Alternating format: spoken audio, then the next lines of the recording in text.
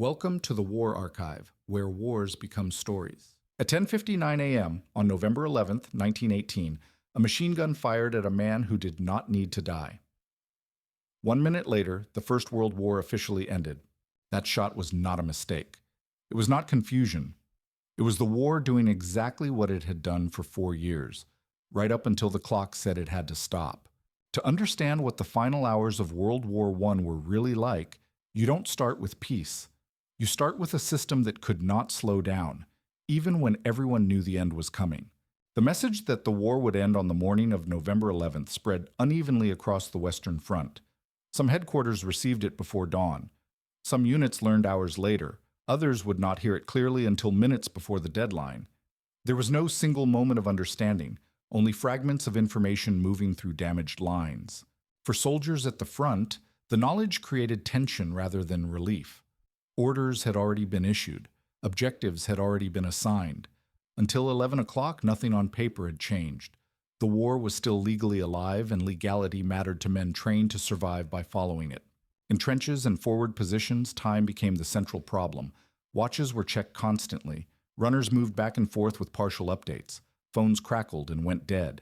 A rumor of peace could not cancel a standing order, and no one wanted to be the one who assumed too much. The battlefield reflected that uncertainty. In some sectors, movement slowed as officers hesitated, waiting for confirmation that might never arrive. In others, attacks continued as planned, because stopping required authority, and authority moved slower than artillery. Behind the lines, schedules still ruled the day. Fire plans calculated days earlier were pinned to boards. Ammunition was stacked and ready. Men prepared for tasks they knew might soon become pointless, but had not yet been told to abandon. This was the condition of the war's final hours. Not chaos, but overlap. Peace existed on paper. War continued in practice. Between the two sat millions of people forced to choose how literally they would obey the clock. As the morning advanced, one thing became clear across the front. The war was ending, but it was ending on time, not early. And until the final minute arrived, the machine would keep moving. By the morning of November 11th, Germany was no longer holding the war together by force. It was holding it together by delay. The structures that had sustained 4 years of fighting were already failing, even if the front lines had not yet fully reflected that reality. At home, the strain was unmistakable. The naval blockade had gutted the economy, food was scarce, coal scarcer, and factories struggled to function. Civilian morale had thinned into anger and exhaustion. What remained was not resolve, but impatience, an insistence that the war had to end, whatever the cost. The first open break came at sea. Sailors ordered to launch what they believed would be a final, sacrificial fleet action refused. Ships stayed in port. Officers were disarmed. Red flags appeared in harbors along the coast. The Navy, once a symbol of imperial ambition, stopped obeying. That refusal spread inland. Sailors and soldiers carried defiance with them as they returned home. In city after city, workers' and soldiers' councils formed, claiming authority independent of the imperial government. Rail yards, armories, and local administrations slipped out of central control. The state still issued orders, but fewer people listened. At the front, the effects were quieter, but just as real. German units remained in their trenches, but initiative had vanished. Desertions increased. Orders were followed selectively. Men waited, not to win, but to survive the last hours of a war already lost in their minds. Yet this collapse unfolded largely out of sight of the enemy. Allied intelligence received fragments, reports of unrest, rumors of mutiny, but nothing that fully conveyed how close Germany was to the edge. From across the lines, Germany still looked dangerous enough to demand caution. This gap in understanding mattered. The war was ending for Germany because it could not continue. The war was ending for the Allies because they believed they had extracted enough leverage. Both conclusions led to the same armistice, but they shaped behavior very differently in its final hours. Because Allied commanders could not see how thoroughly Germany had unraveled, they continued to act as though pressure still mattered. Ground taken before 11 o'clock still seemed worth taking. Positions seized still felt like insurance against an uncertain future. The war, in other words, was already over for one side, but for the other, it still needed to be finished properly, and time had not quite run out yet. As dawn broke on November 11th, the Western Front did not feel like a battlefield preparing for peace.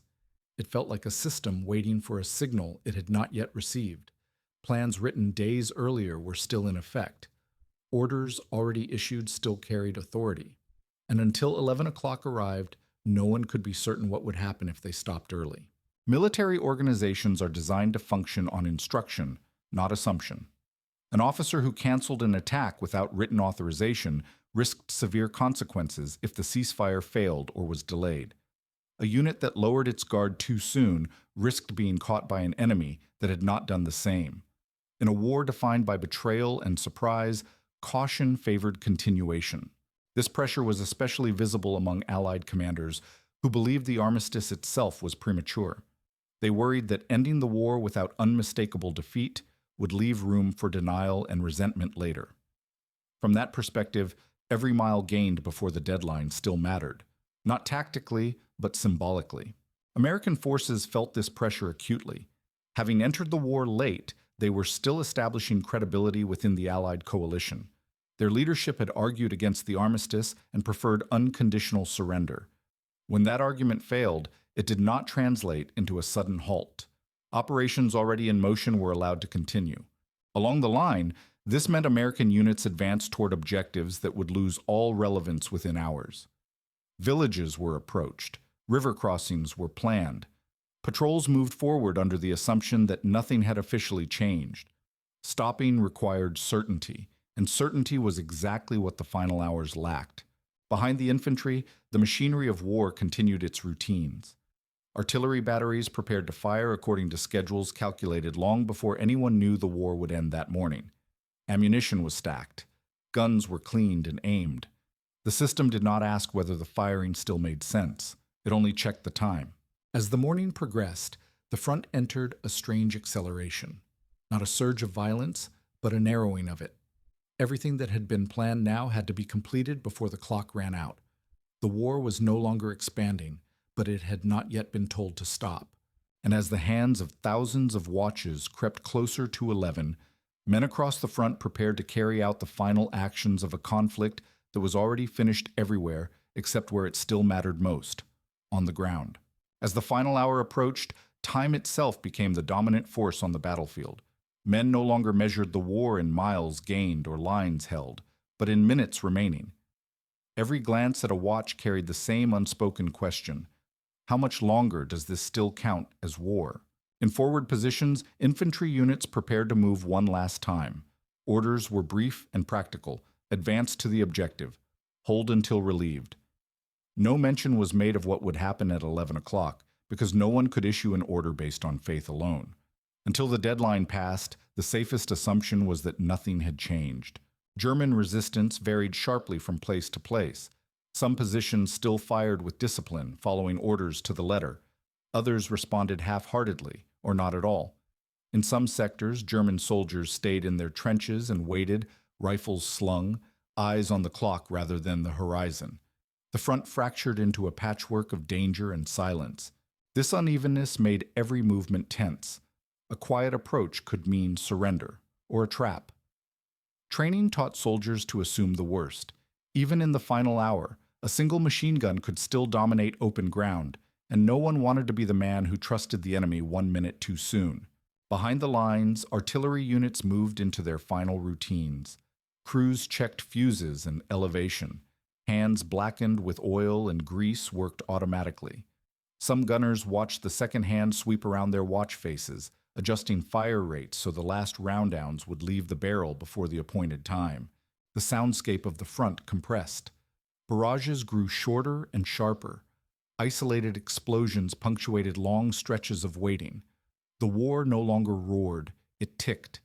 Each detonation marked another second spent, another obligation fulfilled. Across the battlefield, the same calculation repeated itself. Not why the fighting continued, but how long it still had to. Men were no longer trying to win, they were trying to reach 11 o'clock alive. And as the final minutes began to drain away, one small advance in northeastern France brought the countdown into fatal focus. Near the village of Chaumont-devant-Damvillers, elements of the American 313th Infantry Regiment received orders that morning no different from those issued the day before. They were to advance toward a German-held rail line, probe resistance, and secure the position if possible. Nothing in the written orders acknowledged that the war would end within the hour. The terrain offered little cover. Open ground sloped gently toward the German line, broken by shallow depressions and churned mud.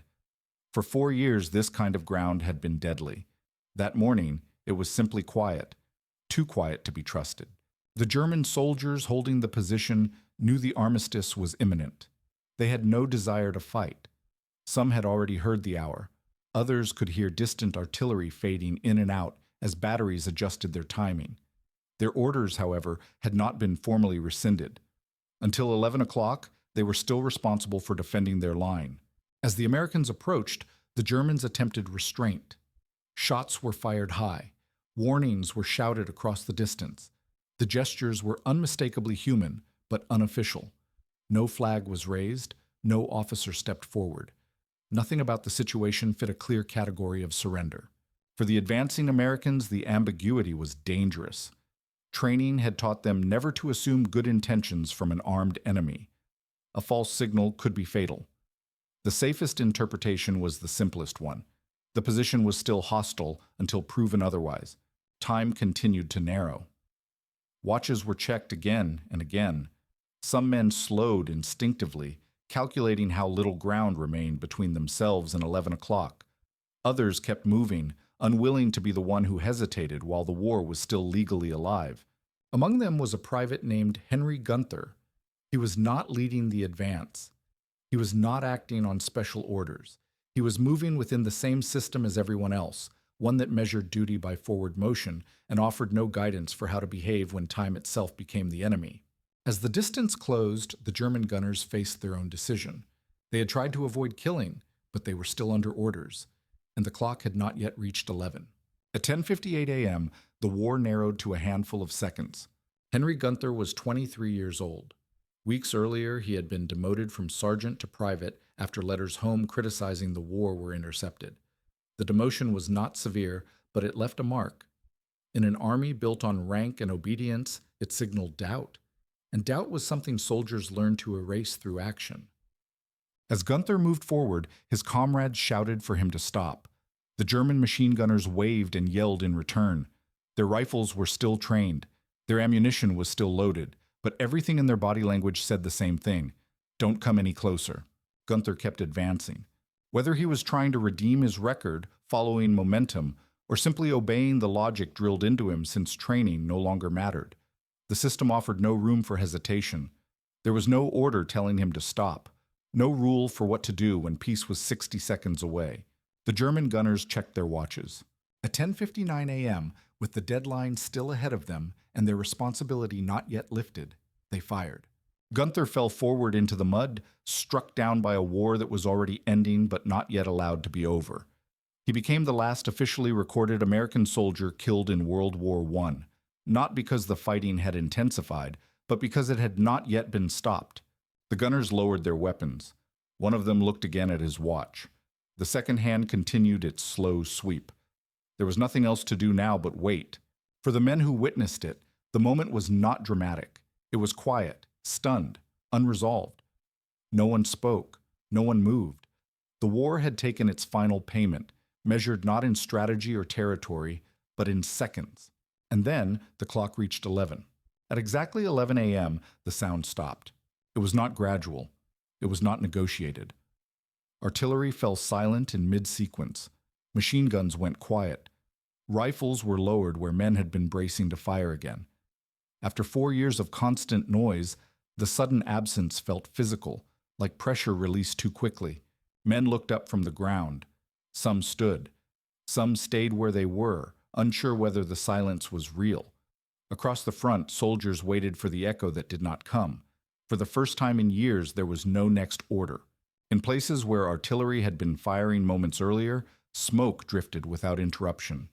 The wind moved it slowly across fields torn apart by shelling. Somewhere, a bird call cut through the quiet, sharp, ordinary, almost inappropriate. The war had not ended with celebration. It ended with disbelief. No one cheered near Chaumont devant Dame Villers. The German gunners remained by their weapon, staring at the ground where Henry Gunther had fallen.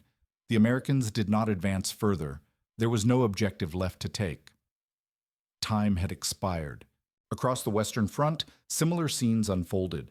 Men emerged cautiously from trenches, not as victors, but as survivors. Some shook hands. Some stared at nothing. Some simply sat down, exhausted beyond emotion. The war had demanded attention for so long that its absence left them unsure how to exist without it. What the final hours of World War I were really like is revealed in that moment. They were not marked by clarity or closure.